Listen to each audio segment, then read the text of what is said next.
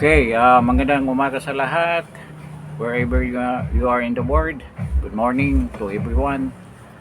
Kung saan man kayo, good day. At magandang umaga rin sa mga OFW natin dyan sa Middle East na mayroong konting problema dyan ngayon. So, I hope you're safe at ingat-ingat lang tayo. At ano bang issue pag-usapan natin ngayong umaga na ito, this Sunday morning? Medyo may lumabas na mga Facebook video si Senator Alan Peter Cayetano. At marami tayong natuklasan doon sa kanyang mga pahayag. Yung term kasi ng mga presentation niya is soliloquy sa English pa. It's a form of speech na parang ginawa mong subjective yung mga salita mo, then you're implying to another person or another meaning of what you're saying, but actually you meant to have the message delivered to that particular person. Yun ang style ng pananalita ni Senator Cayetano, at it is very impactful. Kung if you have to analyze yung mga sinasabi niya, for an ordinary person na wala ganong time na mag-analyze sa kanyang mga sinasabi, kung tuklasin mo na mabuti yung mga sinasabi niya, napaka what we call this, mabigat yung laman, mabigat yung ini-imply na mga messages for a particular issue. At ito nakatuon doon sa mga sinasabi ng mga nasa majority, particularly ito si Senator Erwin Tulfo, na ngayon ay namumuno dyan sa Blue Ribbon Committee, at kasama na si Senator Lacson, at of course doon sa ibang mga senators na nagbibigay ng mga kanilang mga kuro-kuro or mga gusto mangyari dyan sa impeachment trial ni BP Inday Sara. So isa-isahin natin itong mga messages niya, kasi kung pakinggan mo, parang short of narrative na napakahaba na iniksyan niya. So ginawa niyang compact yung mga sinasabi niya, yung mga events na nangyari. And if you have not yet heard about those events, hindi mo maintindihan. So bigyan natin ng paliwanag, kasi marami nagtatanong ano yung mga sinasabi ni, lalo na yung hindi ganong updated sa mga pangyayari sa politika dito sa ating bansa. They are very busy do sa mga negosyante, or everyday na sa palengke, hindi nila alam kung anong pangyayari. So but they are very supportive. In fact, they are Duterte supporters, but they want to be informed kung ano ba talaga ang nangyayari. So ganito yun, kasi nga direksyon na natin, gustong paimbestigahan si Senator Cayetano. Gusto nilang patahimikin talaga. Alam naman natin na siya lang ang siya at yung ibang mga member ng Senate na minority na maingay dyan sa Senado. At itong pag-iingay na to ay maraming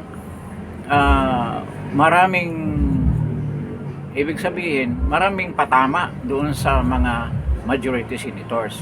So yung ibang mga messages niya, yung mga sinasabi niya, nahirapan mag-counter yung majority senators.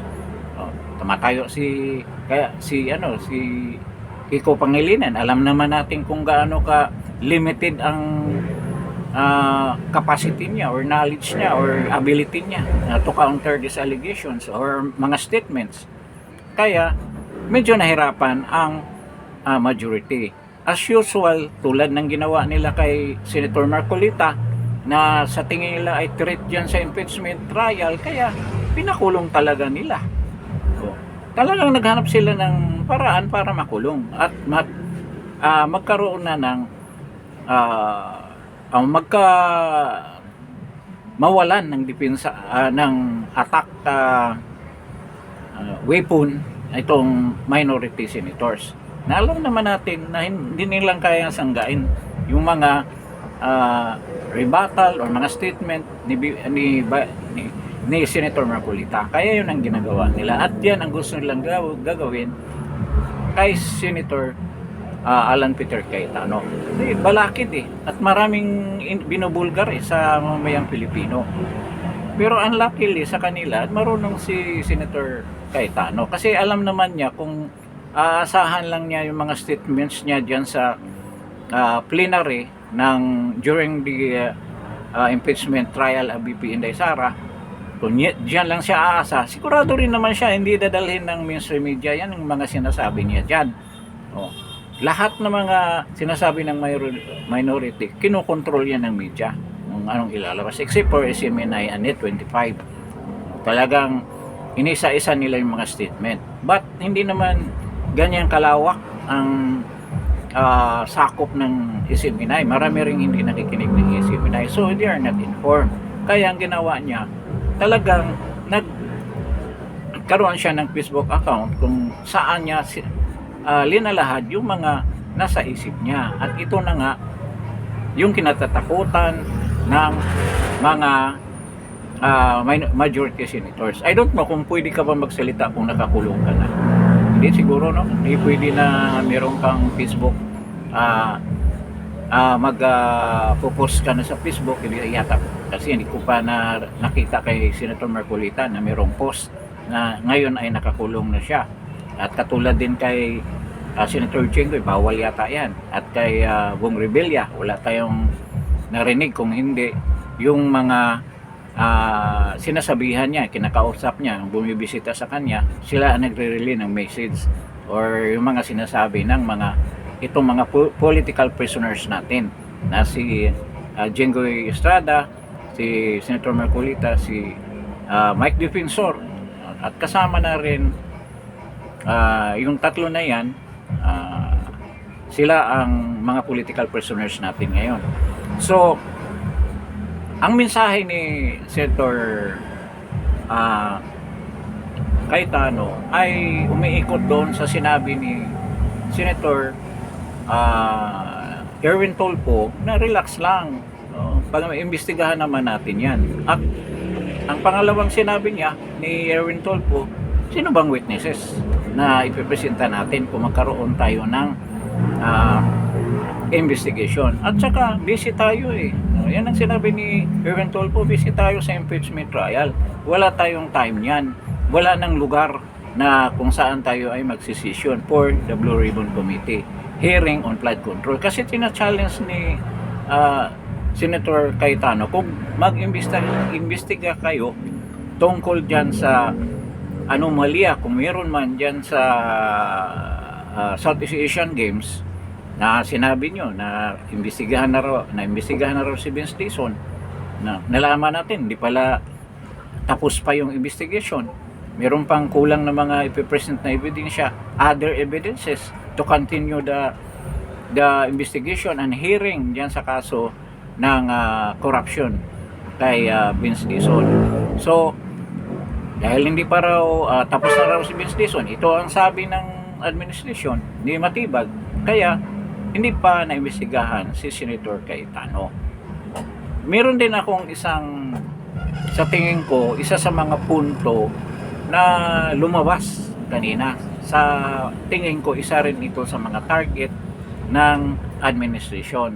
Itong with regards to it, na-mention kasi ni Matibag na there was an insertion sa budget na yun ang kinukurap, yun ang na hindi na-liquidate na pera dyan sa infra ng Southeast Asian Games, yung mga ginawang mga buildings dyan para nga to house the athletes and to make those mga facilities like the aquatic center and other center, the track, at ang mismong kung saan gagawin yung athletics event. Napakalaking yan, paano ba natin sabihin yan, sports center ang ginawa. So narinig ko kasi nagsalita din si Senator Pia Cayetano. Ang kanyang pagsasalita ay nakasenter doon sa wellness, sa sports, at na-mention niya na maraming lumapit sa kanyang mga organizations at na mga NGOs at other officials sa government, sa LGUs na humingi sa kanya ng pundo para nga dito sa Southeast Asian Games na sinusuportahan naman niya yung pundo. Siya ang nagtutulak sa mga pundo na ito para tulong dyan sa pag-construct ng infra na yan.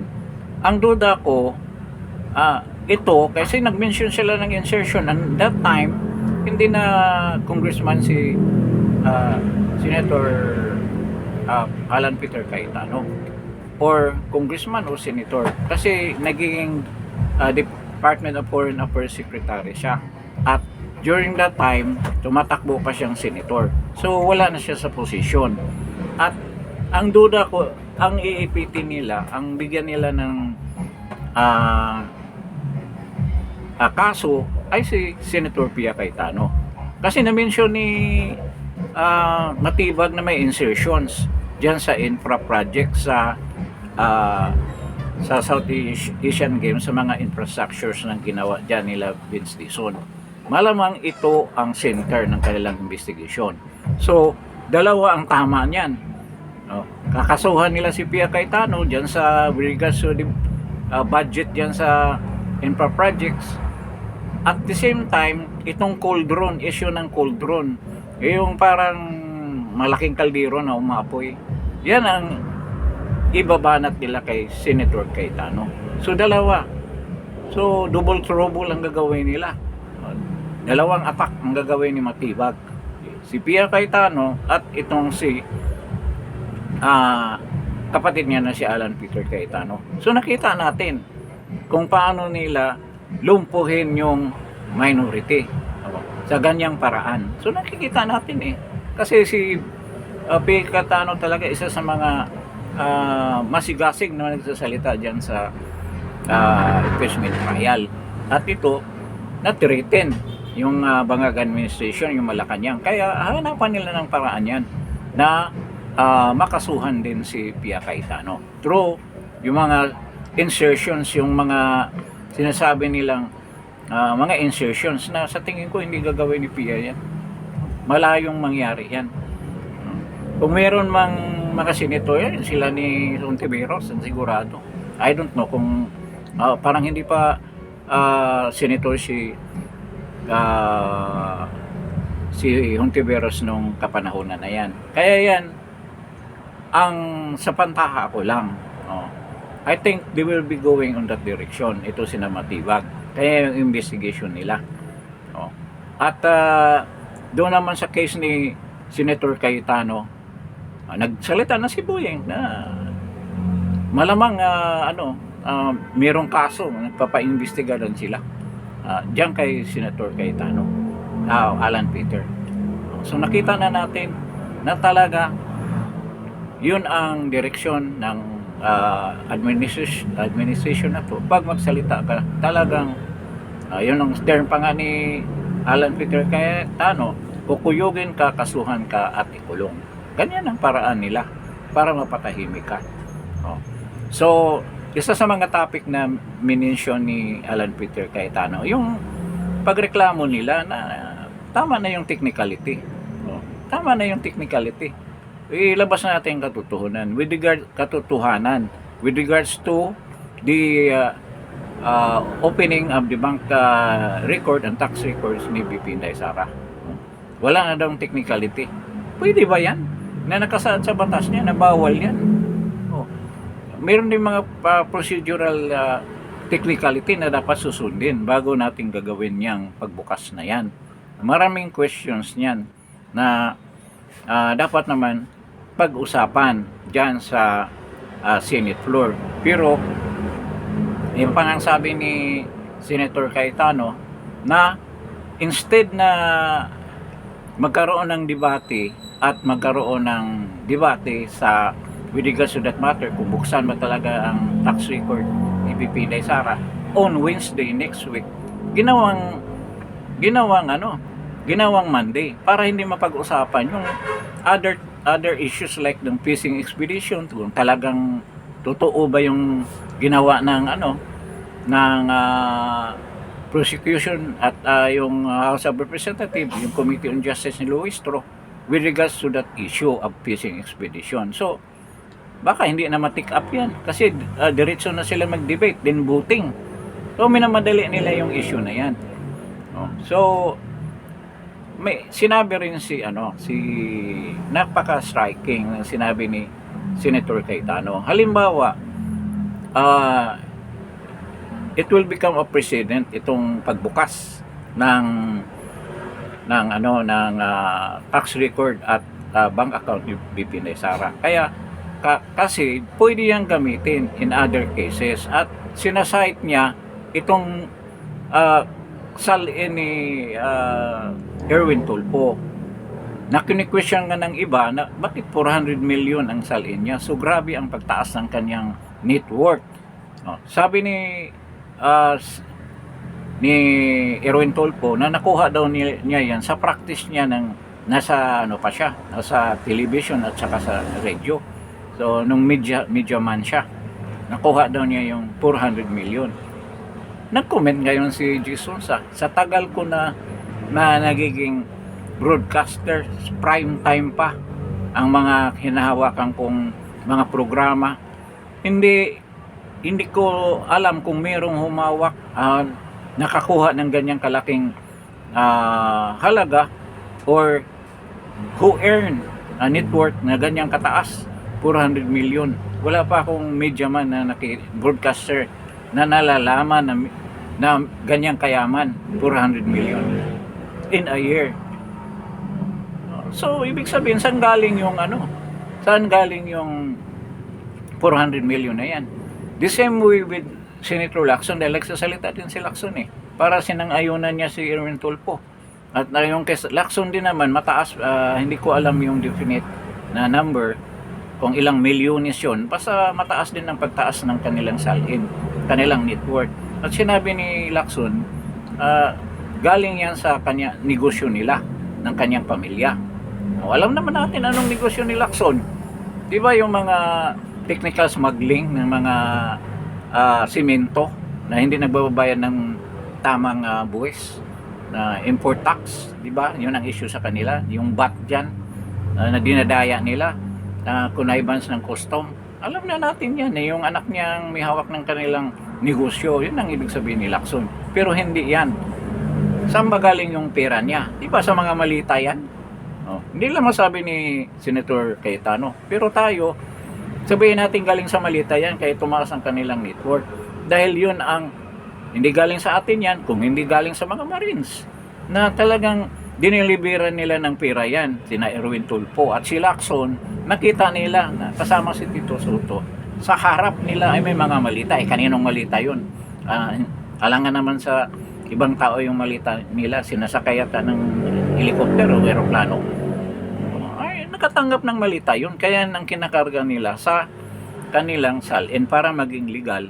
At sinasabi nila galing sa kanilang profession, si Erwin Tulfo, at galing sa negosyo dito kay Lacson. Ngayon, challenge nga ni Senator Cayetano kasi sinabi dapat ang karugtong pala niyan kung gagawin nyo yan kay VP Inday Sara, buksan nyo yung tax record at yung bank accounts, pwede mangyari sa inyo yan. Lacson at yung iba pang mga senator, sina Tito Soto, lahat na nagnakaw, mga congressman, pwede na natin pabuksan yung bank account nyo at ang tax record. Kung question na natin bakit ganyan bigla tumaas yung mga net worth ninyo, saan ba galing ang pera na yan? Pwede na yan, pwede na buksan kasi pinabuksan yung kay Inday, pumayag kayo na buksan. So bakit hindi pwede buksan yung ibang senators? Fair lang yan kasi may precedent na kung pabuksan ninyo ito. Alam naman natin ang reason niya, impeachment kasi yan. Yan lang the only way to open that up. That's debatable dahil parehong merong kung sa tingin ninyo na merong pagnanakaw, ito klarong-klaro naman yung sa inyo kung saan galing. Kasi merong kung isang pa ng tama yung kaso, merong magwi-witness na talagang tumanggap kayo ng malita. Kaya isa sa mga paraan para malaman natin kung totoo ba yan, buksan ang inyong mga bank account at ang tax records ninyo. Kung nagbabayad ba kayo ng tamang tax dyan sa mga ninakaw nyong pera. Ganyan lang kasimple yan. Kaya hindi sila nangingimi na buksan ng kay BP Inday-Sara, but in the future pwede kayo ma-subject to the same process na buksan yung tax record nyo at ang bank account ninyo. O tingnan natin kung anong maging reaksyon niyo dyan. Balik tayo sa technicality. Sabi ni Kiko Pangilinan, nagulat daw si Senator Cayetano dahil hindi niya akalain na isang abogado magsalita ng ganyan. Na alisin na lang yung technicality, yung mga proseso. Diyan nga sa pagbukas ng tax record at bank account ni BP Inday-Sara. Sabi ni, parang hindi niya alam ang proseso. Hindi niya alam na mayroong mga batas na nagbawal, nagpigil na buksan yung mga yan for justifiable reason at talagang nakasaan na diyan sa batas, nakapakalo na nasa loob na ng batas na ginawa na batas sa ating bansa na gusto niyong labagin ngayon for the mere reason na fishing expedition to find evidence, hanapan ng butas si BP Inday-Sara diyan sa kanyang tax record at ang bank account niya. Gusto niyang ipalabas na nauna yung accusations without evidence. Nakakagulat yan. Hindi katulad nung kay panahon ni Irap, napakita talaga na itong pera na to na pinasok diyan ay galing sa waiting, galing sa bawal na sugal. Ngayon hindi. Hanapin pa ninyo ang ebidensya ninyo sa mga accusations niyo. Ganyan ka walang hustisya ang proseso na yan. So, yun nga ang challenge ni Senator Cayetano dahil sinabi rin ni Erwin na wala namang witness. Sino bang i-present natin? Inisa-isa ni Senator Cayetano, paano na yung mga 18 Marines? Hindi nga pinapatawag. Hindi pinapatawag, hindi tinatanong. At kung walang witness daw, dapat si Erwin Tulfo siya maging witness. Ito, bluntly sinabi niya na mag-witness ka, Erwin Tulfo, kung paano mo natanggap yung mga malita. Paano ka nakatanggap ng mga halaga na yan? Na nag-testify yung mga Marines na talagang nakatanggap, naghatid ng pera sa bahay mo. Paano mo mayon sabihin na walang witness? Paano yung sina Bersamin, yung files ni Bersamin, na umamin na nakatanggap siya ng pera na yan papunta na sa presidente. The same way with Pangandaman, na nung malapit na doon sa hearing, sinabi ni Pangandaman na papunta yan sa opisina ng presidente yung mga halaga na yan, I think 100 billion, na hindi nga siya makapagsalita ng tapos dahil nag-i-interrupt si Lacson. Si Lacson ang sumasagot. Siyempre yan ang role niya na dipinsahan talaga si Bangag at ang kanyang pamilya in whatever way. Kaya kapalit doon sa malitang natatanggap niya. Kaya yun ang ginagawa niya ngayon. Sila mga aso talaga, mga tuta ng administrasyon na Bangag. So yun ang gusto ni Senator Lacson. Imbestigahan natin ang mag-witness ka at mag-testimony ka. Yun ang sabi, di ba? Di ba? Patama yan ni Erwin Tulfo, kay Erwin Tulfo. Kung sinabi ninyo na pwedeng buksan yan, di darating ang panahon na maimbestigahan kayo, buksan lahat para makita natin kung magkano ang pera ninyo na pwedeng makuha ng pamahalaan yung mga pera na yan. Maibalik sa kabangbayan yung mga pera na ninakaw nyo at mga properties nyo na nakuha nyo during the time na umuupo kayo dyan sa posisyon nyo at nagpasasa kayo sa pera ng bayan sa pamamagitan ng flood control budget, kukunin lahat ng pamahalaan sa inyo. Magkaroon ng sequestration process yung mga properties ninyo. Ito si Lacson, si Tito Soto, yung lahat ng mga congressman na yan. Ito si Erwin Tulfo, kung sino-sino pang involved dyan sa flood control scam na yan. So, yan ang punto ni Alan Peter Cayetano. Yan ang pinakamabigat niyang sabi. Nire-recall din niya yung pangyayari. Alam na natin yung pangyayari. Sobrang panggigipit ang ginawa ng administrasyon na to para lang hindi mabunyag kung sino mga involved dyan sa flood control controversy. Pero nakalabas na eh. Alam na ng mga tao lahat eh kung anong ginawa ninyong pagnanakaw. Kaya hindi yan mapipigilan at hindi yan maiiba sa kaisipan ng mga tao. Kahit anong pigil nyo dyan, darating ang time na mabaliktad ang sitwasyon. Kayo naman ang nandyan sa pigitan na yan. Kaya ito si Matibag, NBI, DOJ, Sinabida, at itong si Buying, may araw din kayo sa mga ginawa ninyo. Ngayon, pilit talaga nilang patahimikin si Alan Peter Cayetano. Kaya next week, hindi ko alam kung gaano kabilis magbigay ng warrant si pasa si Matibag, investigasyon, ito na, may witness na. Pasa sa DOJ gagawa ng certification, pasa kay Buying, si Buying naman kunwaring nagpa-imbestiga na raw eh. So meron na siyang proof or proof beyond reasonable doubt, ipasa na niya sa Sandigan Bayan, magwawarant, ikulong si Alan Peter Cayetano. Baka isama nila si Pia diyan sa insertions. I don't know kung paano nila maprubahan yan, gaano kalalim ang kanilang investigation. Tapos gusto pa sabihin ni Matibag, hindi naman to tungkol sa iyo. Ano pala yan? Ba't ngayon yan lumabas 2019? Bakit yung investigation sa flood control hindi matuloy-tuloy? Anong ibig sabihin yan? Yun ang mga tanong yan. So wala talaga kayong ibang tatargetin, patahimikin ang opposition, ang minority.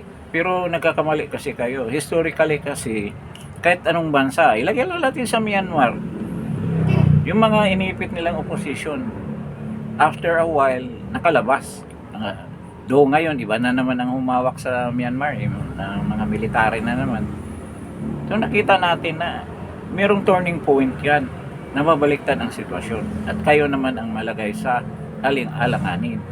At dapat naman, dahil kayo ay matinding pagkakasala niyo sa bayan. So, yung mga pagpipilit nila na patahimikin lahat ng opposition, itong minority, sunod yan yung mga vloggers, sunod yan yung mga nasa labas, mga negosyante, sa tingin nila ay tumutulong dito sa opposition, dito sa totoong opposition na minority, kasi yung Makabayan Black, sinabi nila sila ang opposition, pero kaanib naman sila o kasabwat naman sila ng administrasyon. Sinabi Inday Sara, pilit na i-convict.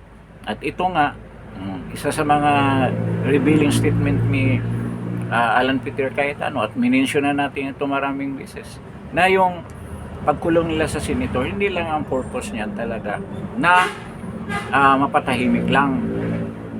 Gawin nilang basis yan para nga makonvict si BP Inday Sara. Ngayon, sinasabi nila 16, na 24 talaga, all senators. But, majority na sila eh. Pwede lang sabihin, ang basis natin yung 18. Yung sinasabi ko kasi 18 dahil pag 18, 13 lang. 13 lang ang basis for the conviction. Two-thirds siya ng remaining senators na nasa Senado. Kung yan ang magiging basis, so talagang makonvict si BP Inday Sara. Despite the fact na nag-violate sila sa constitutional provision na dapat all 24 senators, hindi naman sinabi 24, but all senators, yun ang basihan, and the basis for the conviction of any impeachable officer is 16. At yan ang sinabi ni Chis Escudero. Pero kay Chis Escudero lang yan. Decision ba yan ng buong Senado? Hindi. Pwede nila baliktarin yan, magkaroon ng resolution at magkaroon ng botohan. Ay, hindi naman nanalo ang minority. Dahil ilan na lang sila. Baka 7 na lang nga ang maiiwan yan o 6 na lang. Wala nang abogado dyan. Kung ikulong din nila si Senator Pia Cayetano, si Jaime na lang, law graduate. At sino pa? Si Legarda. Yun na lang ang mag-a-argue dyan. 6 na lang sila. Kaya yun ang gusto nilang mangyari. At pwede pang ikulong yung mga bilyar. So, 6. Maging 4 na lang. O kasuhan din si Legarda. O maging 3 na lang. O, isipin mo yan. Anong kitang-kita naman yan. Halatang-halata naman. At si Bongo, ilabas yung warrant of arrest ng ICC na nagbanta na nga si President Trump na sino makipag cooperate with the ICC, talagang bibigyan niya ng sanction. At they don't care about that. Talagang ipakulong nila si Senator Bongo kung kaya nila si President Trump. Di ba? So yun ang mangyari, maging 3 na lang yan. Wala na si Mark Villar, 2 si Camille Villar, si Bongo. So sinong maiwan? Si Jaime, si Legarda, at saka si Bongo magkakulong na rin. Si Robin Padilla, may kaso rin si Robin eh.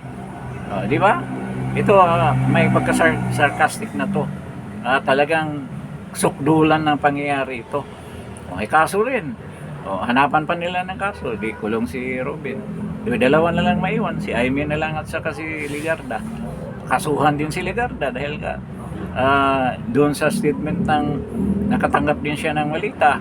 Nasabi ng mga Rens, wala naman sila nakitang malitang binigay ni Saldico. Siguro nagpaalam lang yun na kung tatanggap pa siya ng malita, hindi naman nila binaba yung mga malita na nakatuka para kay Senator Legarda, kaya hindi siya nakatanggap o inayawan niya yung offer ni Saldico. Yun ang ibig sabihin noon. So isa lang naiwan si Jaime, may kaso rin yan eh. Di wala ng senator, puro nasa kulungan na. So magsisyon yung minority, nasa kulungan lahat. Yan ang mangyayari sa bansa natin. So anong klaseng bansa yan? Democratic pa ba yan? Meron nagko-comment dito sa akin na nakapagsalita ba tayo? Nakapagsalita tayo dahil matapang tayo. Pero with fear in our hearts, yun ang sinasabing chilling effect. May demokrasya ba yan? Meron pa ba tayong freedom? May right pa ba tayo magsalita? Wala na. Kasi kung magsalita ka, ikukulong ka eh. Diba? They started it with the higher officials, mga senators, para may chilling effect. Para yung mga maliliit tulad natin ay matatakot. Pero hindi tayo natatakot eh. Diba? Hindi tayo natatakot sa kanila. Kasi alam natin may katapusan itong ginagawa nila. May katapusan yan. Sigurado ako dyan. So, yun ang nakakatawa, no? Senado, majority lang lahat, wala ng minority. Lahat ay may kaso eh. Nakita mo? Tapos proud na proud sila sa pangyayari na yan. Kasi pwede nila baluktutin. Bendalo nga eh. Binaliwala nila yung constitution. Bendalo, Erwin Tulfo at Boying Remulla. Yan ang ginagawa nila at patuloy nilang gagawin yan. So, kaya na nilang magdeklara ng Constituent Assembly para mapalitan, magkaroon ng charter change at ma-perpetuate na nila ang kanilang pag-upo dyan sa mga positions nila. Sobra pa ng term extension yan. Forever and ever na ang paghawak nila sa mga positions na yan. Lalo na yung mga Marcoses. Baka nga, matulad ng Marcos Sr. na gusto niyang ideklara na ang mga Marcoses ay royalties. Katulad ba ng Brunei, Japan na may mga pwedeng lahi ng emperor at dito sa UK, ang ibang mga bansa diyan sa tawag niyan sa Europe at sa Thailand. Yun ang gusto mangyari ni President Marcos noon. Kaya gusto nga palitan yung pangalan ng Pilipinas to Maharlika. Mga Maharlika tayo. At ang royal blood niyan ay mga Marcoses na tinitrace back nila dun sa mga dato yung nagpunta galing Malaysia. Yun ang pagtitrace nila. Royalty sila, dapat hindi sila mawala sa posisyon, andyan sila, respetuhin, hindi mo pwedeng murahin. Kasi may magkaroon ng batas yan, hindi mo pwedeng murahin ng hari. Tulad ng Thailand, kulong ka, parusahan ka kung sabihin mong bangag ang hari natin. Di ba? Yun ang gustong intention ni BBM at ni Lisa Araneta. At hindi naman yung mangyayari dahil nandito tayo lahat, against tayo dyan. So yan ang bagong development ngayon doon sa statement ni Senator Cayetano. At abangan natin itong next week, itong susunod na linggo, talagang maraming mangyayari dyan. Kaya dapat tayo alerto. Today merong kahapon ba yun o ngayon merong rallies naman itong UPI. I hope continue yan at tutuhanin naman ninyo, mga sundalo kayo mga sundalo kayo, dapat tutuhanin niyo mga rallies nyo, hindi katulad ng rallies namin. So ganyan ang pangyayari ngayon sa araw na ito. Very this is a very, shall we say, napaka-delikadong panahon dito sa bansa natin kasi pwede magwagi itong mga demonyong ito kung wala tayong gagawin, at pwede rin tayo magwagi. Pero I don't know kung anong turning point nito, katulad nung People Power 1 na hindi natin akalain na bigla na lang umalis si Marcos Senior. Baka naman ngayon God's intervention, baka ibang sistema naman ang pagpatigil niya dito sa malupit na administrasyon na ito. Meron nagsasabi nga pala dyan sa comments na hindi naman tayo daw nakapagsalita pa tayo. Nakapagsalita tayo, pero tingnan naman ang pagpigil natin sa mga salita natin na hindi tayo makulong tulad ng mga senador. So wala tayong freedom. That's not freedom. Hindi yan demokrasya. Para sa akin, ang isa sa mga simbolo ng totoong demokrasya, yung isa ng US. Walang makialam sa iyo kung anong sasabihin. Mag-rally ka na mag-rally dyan, huwag ka lang manggulo. Ganyan. Ganyan sa US. Kasi sila naman talaga ang roots ng demokrasya. Ang iba, yung hindi naman ang simula talaga, kasi maraming nagsasabi ang France, noon pa mga Romans, ganyan. So story na yan. So ganyan ang nangyayari dito sa araw na to sa bansa natin, and I hope this will turn out right para sa kina BP Inday Sara, sa atin na lumalaban dito sa demonyong administrasyon na ito. At patuloy tayo maninindigan para sa ating karapatan, at ang pagmamahal natin sa bayan ay ipapakita natin, at depend natin ang ating freedom and democracy natin dito sa bansa ito. Huwag natin ibigay dyan sa mga magpasamantalang mga magnanakaw na ngayon ay namumuno sa ating bansa. So with this, we will end this podcast. At magpapasalamat ako dyan sa mga iilan na nakikinig dito sa podcast na ito. I hope before you leave this channel, you will paki-like naman, paki-share, and of course, if you have not yet subscribed, paki-subscribe. So maraming salamat sa pagdalo ninyo, at happy weekend, happy Sunday, and Godspeed or God bless you, or ingat lang kayo. God bless.